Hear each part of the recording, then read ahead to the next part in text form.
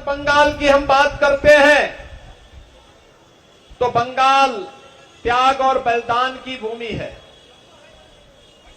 बंगाल भारत की समृद्धि और स्वाभिमान की भूमि है। बंगाल साहित्य की, कला की, संस्कृति की, विज्ञान की भूमि है और यह धरा भारत की प्रेरणा भूमि भी रही है। आप सोचिए, जिस बंगाल ने भारत को राष्ट्रगान और राष्ट्रगीत दिया, विज्ञान की भूमि है और यह धरा भारत की प्रेरणा भूमि भी रही है। आप सोचिए, जिस बंगाल ने भारत को राष्ट्रगान और राष्ट्रगीत दिया, गुरुदेव रविंद्रनाथ ठाकुर की कृति भारत के राष्ट्रगान के रूप में, जनगणमन के रूप में पूरे भारत के अंदर स्वीकार किया जाता है। और बंकिम चंद्र चट्टोपाध्याय के कालजयी अमर उपन्यास आनंद मठ की वंदे मातरम का गीत भारत का राष्ट्रगीत बना। एक बड़ी प्रेरणादायी भूमि। पूरी दुनिया के अंदर इस्कॉन के सन्यासी जहां कहीं भी मिलेंगे, हरे कृष्णा कृष्णा कृष्णा हरे हरे, हरे रामा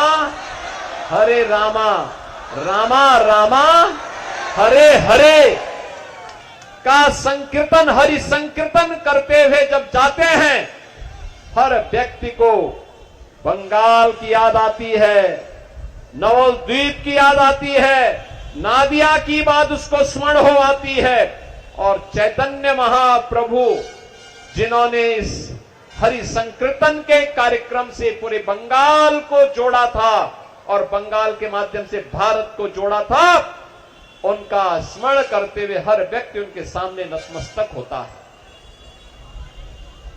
बहनों भाइयों, बंगाल की धरा ने रामकृष्ण परमहंस जैसा सन्यासी दिया,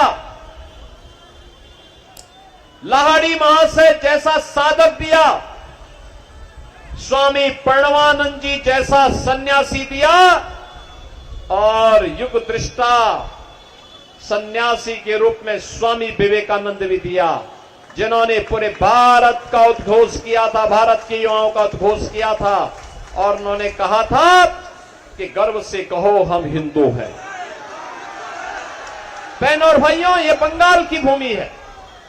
प्रेरणा बंगाल से मिल रही है और वह पूरे देश के अंदर छा जाती है। याद करिए, यही धरा है महान वैज्ञानिक जगदीश चंद्र बसु की धरती, सत्येंद्रनाथ बोस की धरती। तुम मुझे खून दो, मैं तुम्हें आजादी दूंगा, इसका उद्घोष करने वाले भारत के आजादी के महानायक नेताजी सुभाष चंद्र बोस की धरा है बंगाल। जिस धरा पर खुदीराम बोस हंसते हंसते फांसी के फंदे को चूमे थे। भारत के स्वाधीनता की पहली चिंगारी जलाने वाला बैरकपुर बंगाल में है। और जब अंग्रेजों ने बंगाल विभाजन की शरारत की थी, पूरा बंगाल एकजुट होकर के खड़ा हो गया था और स्वदेशी के उद्घोष के माध्यम से भारत की आजादी का बिगुल इसी बंगाल की धरती से फूंका गया था। बहनों और भाइयों, वंदे मातरम भारत की आजादी का अमर गीत बना था, वो बंगाल ने दिया। लेकिन आज भारत को पहचान देने वाला बंगाल स्वयं अपनी पहचान के लिए मोहताज है। कभी भारत की अर्थव्यवस्था में ग्रोथ इंजन का काम करने वाला बंगाल आज कंगाल है। पूरे उत्तर भारत को नौकरी और रोजगार देने वाला बंगाल आज यहां पे उद्योग धंधे बंद हो रहे हैं, नौजवान बेहाल है, बेरोजगार है, किसान अपने आप को अपमानित महसूस कर रहा है। लव जिहाद और लैंड जिहाद की धरती आज बंगाल हो गई है। और इसीलिए इस गुंडा राज, इस कुशासन और इस अराजकता से मुक्ति के लिए चुनाव सबसे अच्छा माध्यम है। बहनों और भाइयों, 13 अप्रैल को हुए पहले चरण के मतदान में जो रुझान देखने को मिला है, बंगाल ने परिवर्तन की ठानी है। और मैं कह सकता हूं कि बंगाल में अब डबल इंजन सरकार के लिए हर बंगाल का नौजवान उठ खड़ा हुआ है, हर बहन, हर बेटी खड़ी हुई है। और इसी के लिए आज मैं आपके पास आया हूं, आपसे कहने के लिए, जो बंगाल कभी भारत की कल्चरल कैपिटल कहलाती थी, टीएमसी और कम्युनिस्टों ने उसे क्राइम कैपिटल बना दिया है। जो बंगाल और जो कोलकाता नॉलेज सिटी थी, आज वहां की क्या स्थिति है? ममता दीदी को परेशानी होती है, अगर कोई हिंदू जय श्री राम बोल दे उनको परेशानी होती है। दुर्गा पूजा नहीं होने देती है, दुर्गा पूजा विसर्जन के शोभा यात्रा को रोकती है, लेकिन इफ्तारी पार्टी का स्वागत करती है। बहनों और भाइयों, आज मुझे तारकेश्वरी में तारकनाथ मंदिर में दर्शन करने का अवसर प्राप्त हुआ था। आप याद करिए, टीएमसी ने 15 वर्ष में वहां कुछ नहीं किया। अगर डबल इंजन की बीजेपी की सरकार होती, तारकनाथ मंदिर का भव्य कॉरिडोर होता, काशी विश्वनाथ की तर्ज पर भव्य कॉरिडोर का निर्माण होता। आप याद करिए, उत्तर प्रदेश में 2017 के पहले यही स्थिति थी, यही अराजकता, यही गुंडागिर्दी, यही कुशासन, इसी प्रकार की अराजकता। सड़कें शुक्रवार के दिन नमाजों से पड़ जाती थी, आवागमन बाधित हो जाता था, न बेटी सुरक्षित थी, न व्यापारी सुरक्षित था। पूजा उत्सव, कोई पर्व त्योहार हिंदुओं के नहीं हो पाते थे। लेकिन बहनों और भाइयों, आज उत्तर प्रदेश में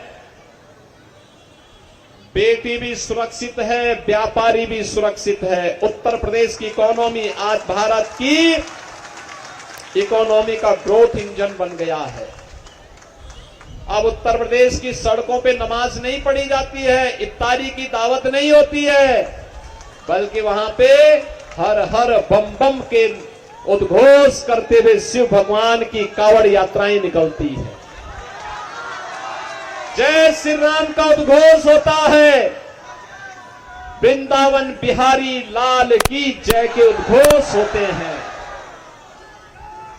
आज उत्तर प्रदेश बदल गया है, बीमारू राज्य से उभर गया है, लाखों नौजवानों को नौकरी दे रहा है, हर बेटी को सुरक्षा और हर नारी को स्वावलंबन और सम्मान देते हुए आगे बढ़ रहा है। उत्तर प्रदेश विकास के नए नए कीर्तिमान डबल इंजन सरकार के नेतृत्व में स्थापित कर रहा है। और इसीलिए मैं आपसे कहने के लिए आया हूं कि बहनों और भाइयों, यह अवसर है आपके पास टीएमसी की अराजकता और कुशासन से मुक्त होने का,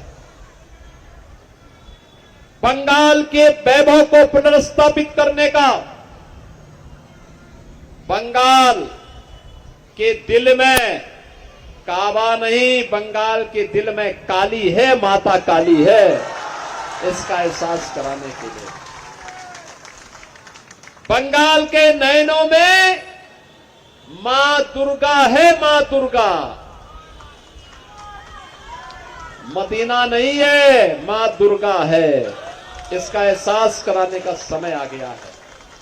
और इसीलिए मैं कहता हूं, ये कांग्रेस, कम्युनिस्ट, टीएमसी, एसपी, इन सब ने प्रयास किया था अयोध्या में राम मंदिर रोकने का। डबल इंजन सरकार आई, क्या ये राम मंदिर बनने से रोक पाए? आज अयोध्या में भगवान राम का भव्य मंदिर का निर्माण हो गया है।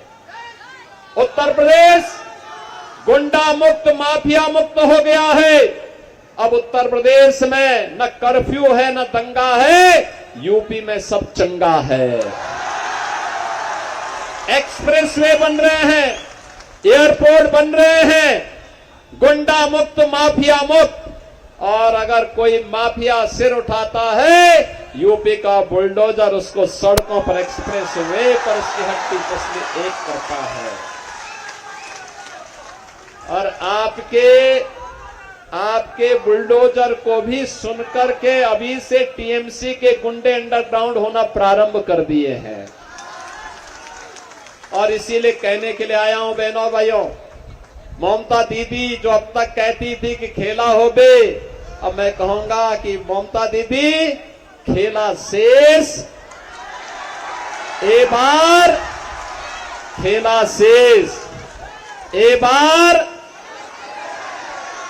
खेला शेष, उन्नयन शुरू, खेला शेष, उन्नयन शुरू। और उस दिशा में हम सबको कार्य करना है। मैं आप सबसे कहने के लिए आया हूं बहनों भाइयों, मैं यहां से कहूंगा, आप सब मेरे साथ उसका उद्घोष करेंगे, सभी लोग करेंगे। मैं कहूंगा अमर सोनार बांग्ला, आप कहेंगे टीएमसी मुक्तो बांग्ला, बोलेंगे ना? सब लोग बोलेंगे। मैं कहूंगा मेरे साथ फिर दोहराएंगे, अमर सोनार बांग्ला, अमर सोनार बांग्ला, अमर सोनार बांग्ला। मैं कहूंगा ओंधकार। 4 मई को सबसे बड़ा परिणाम,